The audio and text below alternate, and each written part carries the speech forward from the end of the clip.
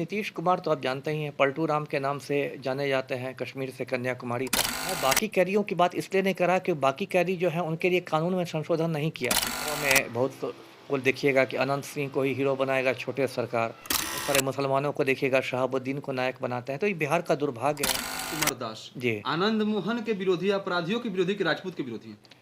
आनंद मोहन का विरोध कर रहा हूँ, इसलिए विरोध कर रहा हूँ कि वो अपराधी है, क्रिमिनल है। राजपूत का विरोध मैं क्यों करने जाऊँगा? फिर हो जाएगा नरेंद्र मोदी की तरह झूठ बोलने वाली बात हो जाएगी ना। वो तो मैं नहीं बोलूँगा ना कि 100 दिन में देश का काला धन आ जाएगा। प्रभुनाथ सिंह को उम्र कैद की सज़ा मिली है अशोक सिंह हत्याकांड में, जो मशरक के विधायक थे। तो प्रभुनाथ का जेल से निकलना कैसे वाजिब हो जाएगा? हालत तो बिहार से भी खराब है। वहाँ जो मुख्यमंत्री हैं योगी आदित्यनाथ, जिन्हें मैं ढोंगी आदित्यनाथ कहता हूँ, तो उसका तो खुद लंबा चौड़ा आपराधिक इतिहास था योगी आदित्यनाथ का। उसके गुंडों का एक गिरोह चलाता था, हिंदू युवा वाहिनी।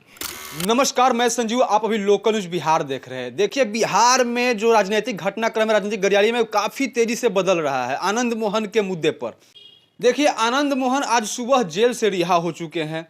अब क्या वो फिर से जेल में जाएंगे? अब इस बात को हम क्यों कह रहे हैं, चूंकि अभी जानकारी जो निकल के आ रही है आनंद मोहन के मामले में, पूर्व आईपीएस अधिकारी अमिताभ कुमार दास जी हमारे साथ मौजूद है और इन्होंने एक पीआईएल पटना हाई कोर्ट में दाखिल किया हुआ है।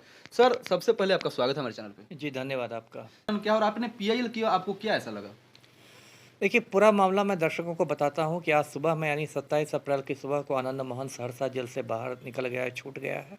और आज का दिन मैं बहुत काला दिन मानता हूँ बिहार के इतिहास का, कि एक खूनी, एक माफिया सरगना, एक कातिल, जिसने एक निर्दोष डीएम का नेशनल हाईवे पर खून कर दिया था, दिन दहाड़े खून किया था, वो आज जेल से रिहा हुआ है। और उससे भी ज़्यादा शर्म की ये बात है कि उस आदमी को, उस खूनी को जेल से रिहा करने के लिए बिहार सरकार ने अपने ही बनाए नियमों में संशोधन कर दिया।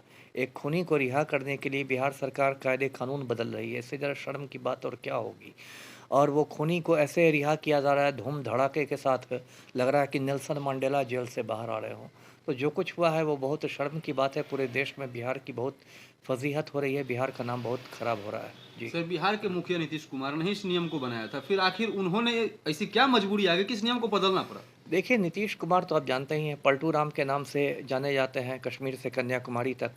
और पलटी मारना मुझे लगता है उनके डीएनए का एक अभिन्न हिस्सा है। वो हर मुद्दे पर पलटी मारते हैं, चाहे राजनीतिक गठबंधन हो, चाहे शराबबंदी हो। भी याद होगा कि कुछ साल पहले तक कहते थे कि जो पिएगा सो मरेगा।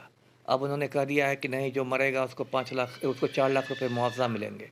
तो पलटी मारना तो नीतीश कुमार के डीएनए में है। अभी देखिए, खुद उन्होंने, आपने सही कहा, 2012 में जब ये नियम बना था तो नीतीश कुमार ही सीएम थे।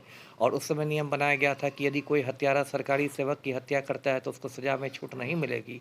और आज वही नीतीश कुमार राजपूत वोट बैंक के चक्कर में उस शर्त को हटा रहे हैं, विलोपित कर रहे हैं। तो आप देखिए कि ये मतलब कितनी ये सिद्धांतहीन राजनीति हो गई है और कितनी ओछी राजनीति हो गई, कितना गिर गया है राजनीति का स्तर। जी, सर, आनंद मोहन के साथ 27 और कैदी जो कुख्यात अपराधी है उनको भी छोड़ा गया है इस पूरे प्रकरण में। क्या कहिएगा, सबको जेल जाना है कि सिर्फ आनंद मोहन को? देखिए, उन रिहाई में 27 लोग रिहा हुए। और देखिए, आनंद मोहन को निकालने की इतनी हड़बड़ी थी सरकार को कि एक एक कैदी की तो मरणोपरांत रिहाई हुई है ना? एक कैदी उसमें था 27 लोगों में, उसका नाम पतिराम राय था, बक्सर जेल में बंद था। 93 साल की उम्र में 6 महीने पहले वो मर चुका है। और बिहार की सुशासन की सरकार ने मरणोपरांत रिहाई भी दी है। ये भी मुझे लगता है गिनीज बुक में ही दर्ज होने वाला मामला है कि एक मरने के 6 महीने बाद कैदी को रिहा किया गया। ये काम भी, ये कीर्तिमान भी नीतीश कुमार के नाम ही गया है। और देखिए, मैं बाकी कैदियों की बात इसलिए नहीं करा कि बाकी कैदी जो हैं उनके लिए कानून में संशोधन नहीं किया गया। वो लोग जो अपना कानूनी प्रावधान थे उससे लाभान्वित हुए। अब कोई आदमी 20 बरस से जेल में है, बीमार है, ये है, वो है, तो उनको परिहार मिला है, सज़ा में छूट मिली है।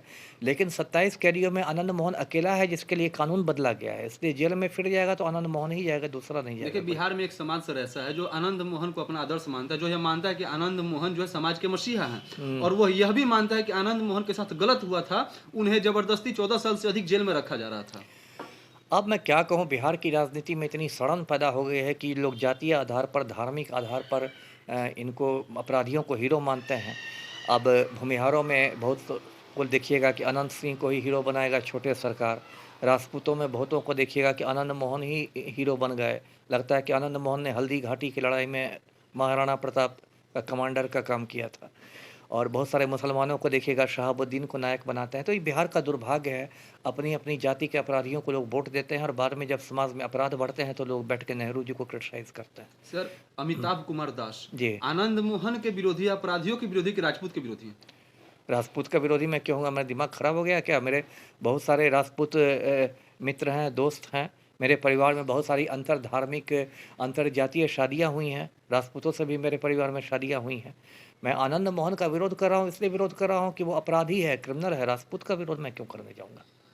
सर, आनंद मोहन को कब तक आप जेल में डलवा दीजिएगा? क्या अब ये तो मेरे हाथ की बात नहीं है ना, ये तो आपने पीआईएल दाखिल किया नहीं, है, पीआईएल आपका दाखिल किया, आप लेकिन खुद एक आईपीएस अधिकारी रहे हैं, नहीं, आपको लॉ पता है। नहीं ठीक है, लेकिन उस पर फैसला तो माननीय कोर्ट को देना है ना, माननीय हाई कोर्ट।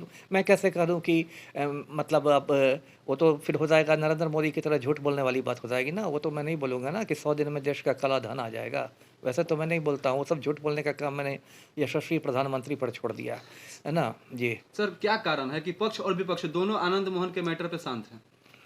अब देख ही रहे हैं, पक्ष तो इसलिए शांत है क्योंकि उस सरकार ने ही कानून बदला है, तो पक्ष कैसे हल्ला करेगा? पलटू राम की पार्टी इसलिए चुप है क्योंकि राजपूत वोट बैंक में संधमारी कर दी है। राजद इसलिए चुप है क्योंकि आनंद मोहन के जो बेटे हैं वो भाजपा राजद के विधायक हैं शिवहर से, चेतन आनंद। विपक्ष में जो राम भक्त बैठे हुए हैं वो तो परम पाखंडी होते ही हैं। उन्होंने खुद गुजरात में बिल्किस बानो के बलात्कारियों को छोड़ा है, तो किस मुंह से रिहाई पर विरोध करेंगे? और ऐसे भाजपाइयों को भी राजपूत वोट बैंक की चिंता है। एक भाजपा सांसद हैं राजीव प्रताप रूडी, उनका मैं बयान देख रहा था कि आनंद मोहन की रिहाई का मैं स्वागत करता हूं, और प्रभुनाथ सिंह को भी छोड़ देना चाहिए। तो बेसिकली यही है कि सब में जाति वाली वोट बैंक के लिए मारामारी है। तो कहते हैं ना, इस हमाम में सब नंगे हैं, तो वही है कि इस हमाम में पक्ष भी नंगा है, विपक्ष भी नंगा है। बिहार की जनता सफ़र कर रही है। आपने जब बात किया राजीव प्रताप रूढ़ी की, आपने बात किया प्रभुनाथ सिंह की, तो क्या लगता है कि आनंद मोहन, अनंत सिंह, प्रभुनाथ सिंह, ये तमाम जो बाहुबली नेता एक दौर में हुआ करते थे, सरकार इनको जेल से बाहर निकाल रही है या फिर इनका निकलना वाजिब है? किसी भी अपराधी का जेल से निकलना वाजिब कैसे हो सकता है? आप खुद कहिए। अपराधी का तो जेल में रहना वाजिब है ना, जेल से बाहर निकलना कैसे वाजिब हो जाएगा? मान लीजिए अनंत सिंह को 10-10 साल की सज़ा मिली है 2 मामले में, तो उसका जेल से बाहर निकलना कैसे वाजिब हो जाएगा?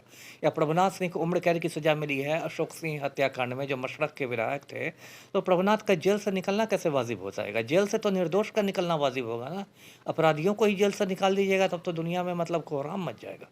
ये सबसे टफ कारण होता है एक पुलिस पदाधिकारी का जॉब करते हुए अपने कार्य क्षेत्र में अपराधियों से आमना सामना का युद्ध करना या लड़ाई करना या उनको फेस करना।